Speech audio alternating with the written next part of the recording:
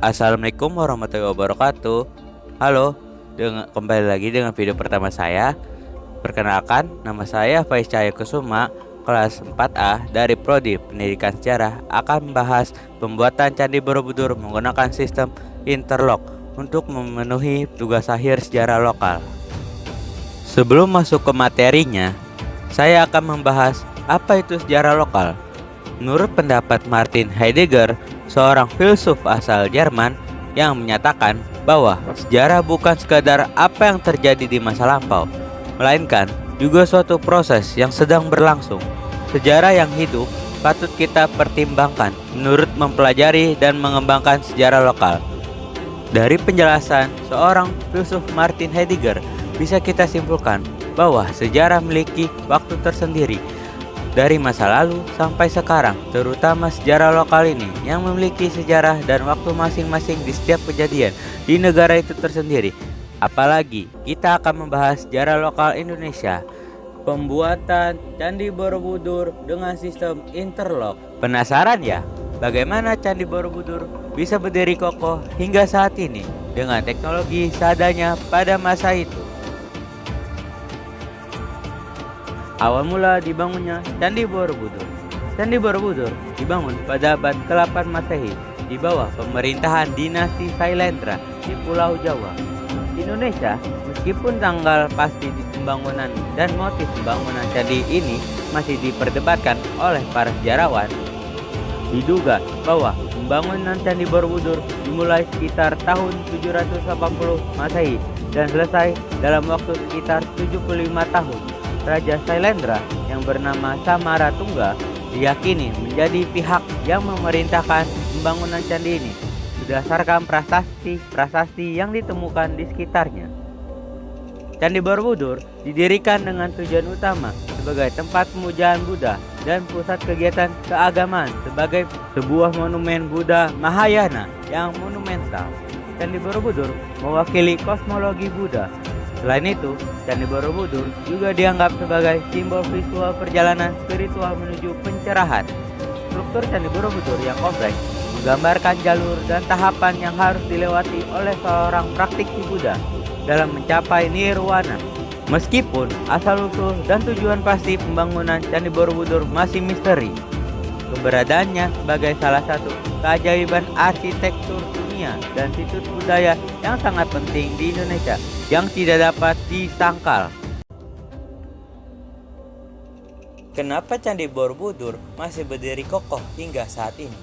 Padahal Candi Borobudur sudah dibuat dari tahun 780 Masehi dan alat-alat untuk membangun candi masih sederhana, bahkan tahan dari guncangan gempa. Jadi teman-teman, Candi Borobudur masih berdiri kokoh karena terdapat dari sistem pembuatannya menggunakan sistem interlocking di Candi Borobudur.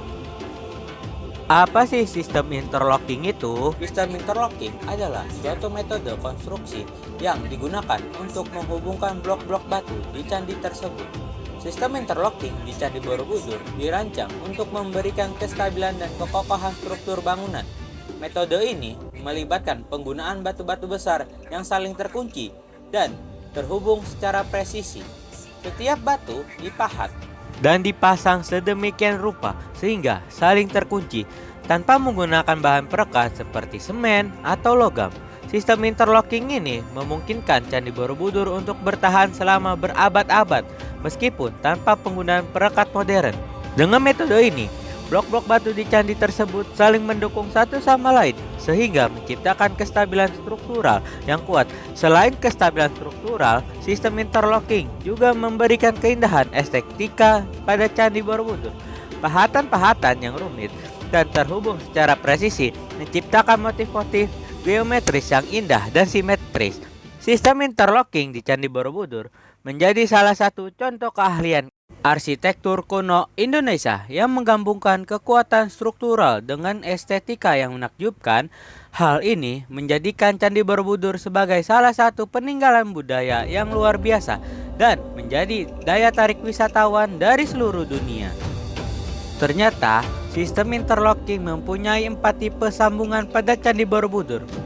Berikut adalah Terdapat tipe sambungan interlock pada Candi Borobudur. Yang pertama adalah sistem ekor burung.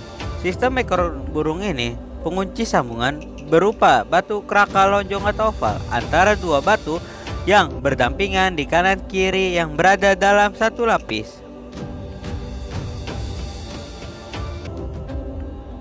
Biasanya tipe ini dapat ditemukan pada hampir setiap batu dinding. Kedua adalah sistem taktikan. Sistem ini menggunakan dua balok berbentuk persegi panjang. Balok pertama untuk di bawah membuat bolongan berbentuk kubus. Lalu untuk balok kedua membuat pengunci sambungannya di pinggirnya membentuk kaki seperti kaki pada meja untuk memperekat kunciannya. Tipe taktikan dapat ditemukan pada kala, dorpel, relung, dan gapura. Nomor 3, sistem alur dan lidah. Sistem ini menggunakan pengunci sambungan berupa tonjolan dan cekungan antara dua batu lapis yang berbeda dan saling berhimpitan dari atas dan bawah. Biasanya tipe alur dan lidah dapat ditemukan pada pagar, rangkaian selasar, dan batu ornamen Makara di kanan dan kiri tangga undak dan selasar. Nomor 4, sistem purus dan lubang. Sistem ini membentuk satu blok berbentuk lonjong, lalu di bawahnya dikasih balok kecil berbentuk tabung untuk kunciannya dan tumpuannya di bawahnya dibolongkan untuk menyatukan keduanya. Tipe purus dan lubang biasanya dapat ditemukan pada batu antefik dan kemuncak pagar langgan. Dibangun di bukit penuh resiko. Bisa dimengerti mengapa pada akhirnya Candi Borobudur membutuhkan semacam struktur pengunci di bagian kakinya. Pasalnya, Candi Megah ini didirikan di atas sebuah bukit. Ia berupa tumpukan batu yang diletakkan membungkus bukit. Jadi gundukan tanah bukit merupakan intinya. Artinya, bangunan ini bukanlah tumpukan batuan yang masif. Menurut Noer Hadi Magetsari, guru besar arkeolog dari Universitas Indonesia, dalam Candi Borobudur dan rekonstruksi pendiriannya termuat di 200 tahun penemuan Candi Borobudur. Karena memanfaatkan sebuah bukit alami, pada saat membangun candi ternyata ditemukan bagian-bagian bukit yang cekung dan tidak rata permukaannya, karena bagian yang cekung itu harus ditimbun dengan tanah agar mendapat bentuk yang sesuai keinginan. Ini pekerjaan ekstra, menghitung jumlah tanah yang perlu diisi. Luar biasa seberapa besar tenaga yang digunakan untuk ini. Kami kesulitan mengatasi gundukan yang perlu ditimbun karena berada di atas. Ini menyebabkan kerusakan pada sisi candi di atasnya, kata Noer Hadi. Gundukan tanah bergeser, tenggelamnya bagian candi. Pada rehabilitasi kedua, timbunan tanah diganti dengan struktur beton. Dengan mempertimbangkan aspek beresiko, para arsitek memilih Bukit Borobudur sebagai pondasi candi. Merupakan bukit angker yang dianggap keramat. Menurut kepercayaan setempat, membangun bangunan keagamaan baru di atas bangunan suci sebelumnya merupakan kebiasaan di Eropa, kata Noer Hadi. Dari sejarah bangunan keagamaan di Nusantara, tradisi untuk membangun bukit menjadi bangunan berundak telah lama dikenal. Di era sebelum Candi Borobudur, ada Punden Lulumpang di daerah Garut. Di era sesudah Borobudur, ada bangunan suci dari abad ke-15 yang berada di lereng Gunung Penanggungan. Atas dasar ini, maka tidak tertutup kemungkinan bahwa Bukit Borobudur pada awalnya memang merupakan sebuah bangunan berundak, walaupun secara arkeologis belum dapat dibuktikan, kata Noer Hadi. Dan juga lokasi geografis wilayah tempat Candi Borobudur berada tidak terlalu aktif dalam aktivitas seismetik yang intens. Meskipun terletak di Indonesia yang merupakan wilayah rawan gempa, keberadaan pegunungan di sekitarnya memberikan perlindungan alami dari beberapa guncangan gempa yang kuat. Kesimpulan dari video ini adalah bahwa sistem ini suatu pencapaian arsitektur yang canggih dan kompleks untuk zaman tersebut. Sistem interlocking digunakan dalam konstruksi Candi Borobudur untuk memastikan kestabilan struktural dan ketahanannya terhadap gempa bumi. Sistem ini terdiri dari berbagai elemen yang terkait dan terhubung dengan baik, seperti batu penyangga, balok pengunci, dan pengikat logam. Selain itu, Candi Borobudur dibangun dengan menggunakan metode candi berundang, di mana struktur dibangun dalam lapisan bertingkat. Hal ini memberikan kestabilan dan daya tahan yang lebih baik.